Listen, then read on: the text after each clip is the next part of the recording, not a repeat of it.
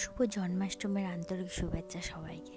তোমাদের তো আগেই বলেছি আমার কাছে জোড়া গোপাল আছে, তো এই নিয়ে আমার কাছে সেকেন্ড টাইম জন্মাষ্টমী পালন হবে আমার বাড়িতে ছোট্ট করে।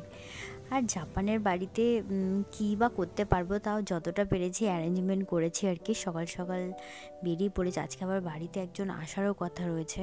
তো যাই হোক, সকালবেলা উঠেই একদম ফ্রেশ হয়ে আগে ঠাকুরের যা যা লাগবে সব কিছু নিয়ে এসেছিলাম। আর দেখো, ঠাকুরটা আগে আমার এই জায়গার থাকতো, কিন্তু এখন আমি চেঞ্জ করে এখন আমার ঘরেই নিয়ে যাচ্ছি আবার ব্যাক করে। অ্যাকচুয়ালি সবাই বলে যে শোয়ার রুমে কখনো ঠাকুর রাখতে নেই, তো এই জন্য আমি এই ঘরেই রাখতাম।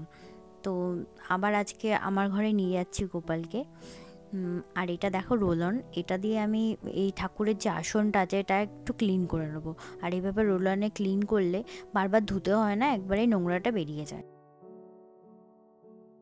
এই রোলারটা আমি ফার্স্ট টাইম ইউজ করছি, এর আগে কখনো ইউজ করিনি। আর এটা ভাবছি আমি এবার একটা বাড়িতে পাঠাবো, কারণ আমার বাড়িতে এত বিড়াল রয়েছে, তো ওদের ফারগুলো সমস্ত সোফা বিছানা চারিদিকে একাকার। সো এটা থাকলে মা ইজিলি ক্লিন করতে পারবে ঘরটা।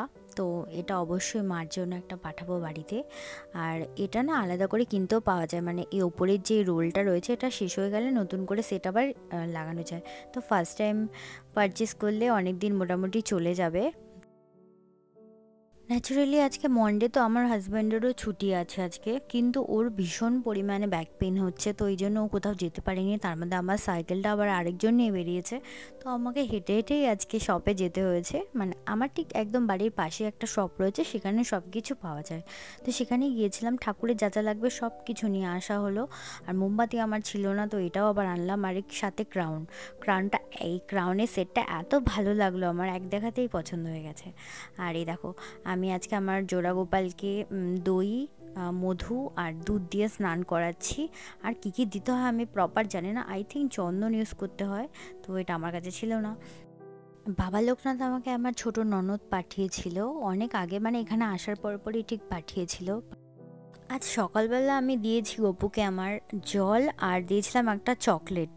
আর গোপাল ঠাকুর আমার কাছে দুজন, মানে দুটো আছে, কিন্তু আমি দুজনকে কিন্তু একজনই ধরি, কারণ আমার কাছে মনে হয় যে ওরা দুজনই জোড়া।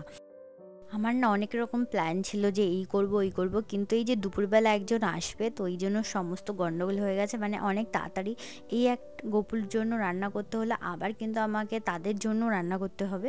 তো দ্যাটস ওয়াই আমি খুব মানে একদম তাড়াতাড়ি করে যতটা হয়েছে। তো এবার কিছু হলো না, পরের বছর ঠিক হবে। দিয়েছিলাম 5 রকমের ভাজা, তারপর ছিল মাখন, আর ছিল ফল, দুধ, আর দিয়েছিলাম হচ্ছে ছানার পায়েস।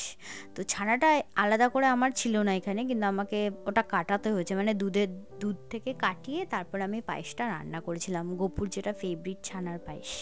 এবার আসি গিফট, গোপুর গিফটের কথা। তো গোপুর জন্মদিন গিফট না দিলে হয়, আমি কিন্তু আসার সময় গিফট নিয়ে এসেছিলাম। দিয়েছিলাম হাতের চুড়ি, গলার হার, আর ছিল ক্রাউন। তো গপুকে দিয়েছিলাম, 2 গপুর জন্য এনেছিলাম, কিন্তু আমার একটা গপু এতই ছোট তার আর হয়নি, তো তার বদলে আমি বাবা লোকনাথকে পরিয়ে দিয়েছি সমস্ত সেটটাই।